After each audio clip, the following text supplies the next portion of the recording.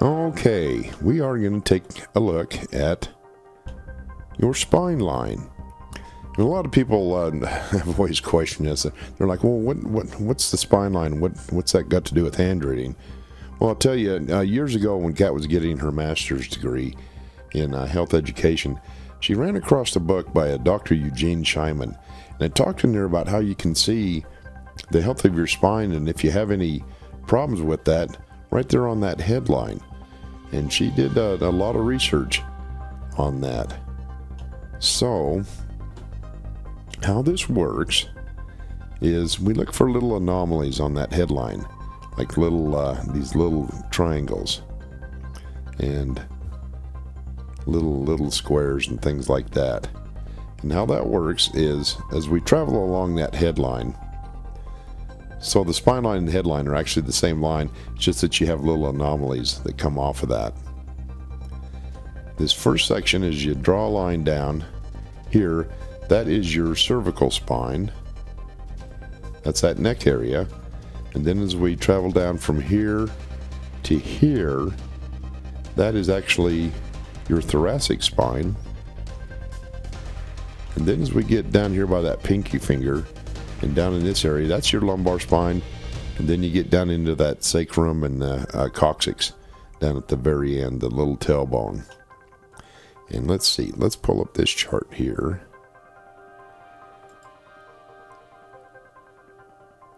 So that's that cervical spine,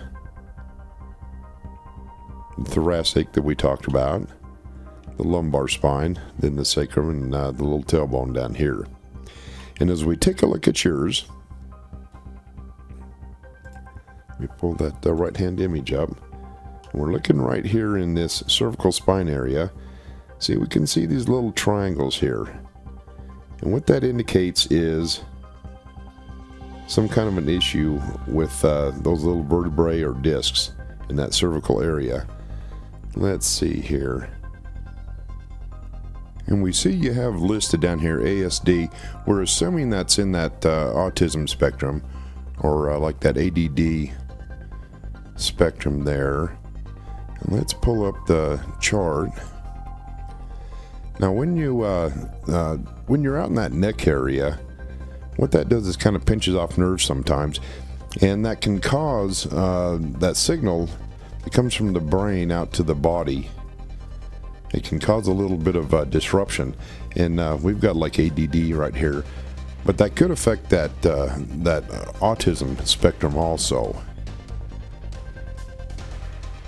When you have that little interruption in signal in that neck area. Now as we travel around, let's get the fingers up there so we can kind of see them. Like I say, this is in that thoracic part of your back. You can see some little anomalies here. Now this doesn't mean, you didn't say if you had any damage in your back or if you had any accidents or anything like that, but they just could be turned out of place. And we see that in the very bottom of that cervical spine, we come down, looks like you're out of place or you've got some issues all the way down to that 7C, all the way down to the bottom of that neck. And then when we get down into that thoracic spine, right there, that's what they call the dowager's hump. And you probably know this, when you get these really lot older people, you see where they're kind of bent over at the neck, and that's where they're bent over at that dowager's hump right there. But it looks like that 1T and 2T are affected also in that thoracic spine. And then as we travel down a little further in that thoracic spine, you can see that you've got some issues there at the 4T down to the 8T. That's kind of right there between the shoulder blades and down to the middle of your back. And then as we get down in this lower area, that's in that lumbar area. That's down in this area right here. And you see you got some little anomalies right there also. That's down in that hip region, in that lumbar area. And then looks pretty good. And then you get down to the very end, down to that coccyx, that little tailbone. It looks like you might have an issue right there with that. right down there at the very end of that line. And where we had talked a little bit earlier about that heart line, where we'd seen some little stressor markings there.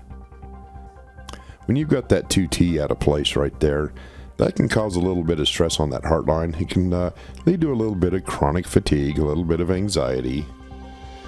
And then where we had seen on that headline, where that dips down just a little bit right here, where we talked about anxiety and possibly a little bit of depression. And that also relates to some of these little islands and little markings we see up here in this neck area, in that cervical area. And when you have those, let's pull up that chart again. You can see where that causes a little bit of maybe depression sometimes. Sometimes it can be severe, sometimes it can be just light. But when you've got that 7C out, that can cause a little bit of anxiety, and that 2T also. That can really exacerbate anxiety also. So you can look up and down your chart here and see what the symptoms are. Oh, I didn't tell you, this next column, the areas column, shows what parts of the body are affected when you've got some issues with those little vertebrae or discs.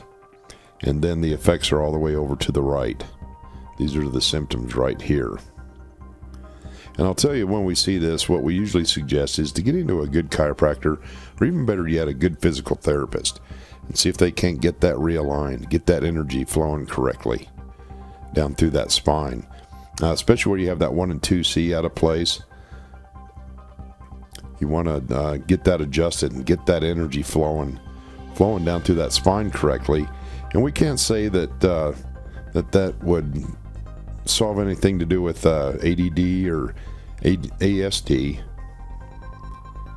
but it's a good starting point, because once you get that energy flowing correctly and you're going 100%, your the body just works a lot better and you feel a lot better.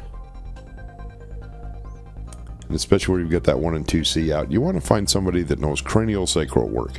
And what they'll do is they'll go into the roof of the mouth and they'll adjust those little plates, and then that allows them to get up and adjust this 1 and 2C, that atlas and that axis, because those kind of sit up underneath your skull there a little bit. It's really amazing. We'll do these charts for clients, and they'll take them into their doctor, and when they do like x-rays or they kind of check out the spine, how accurate these charts are.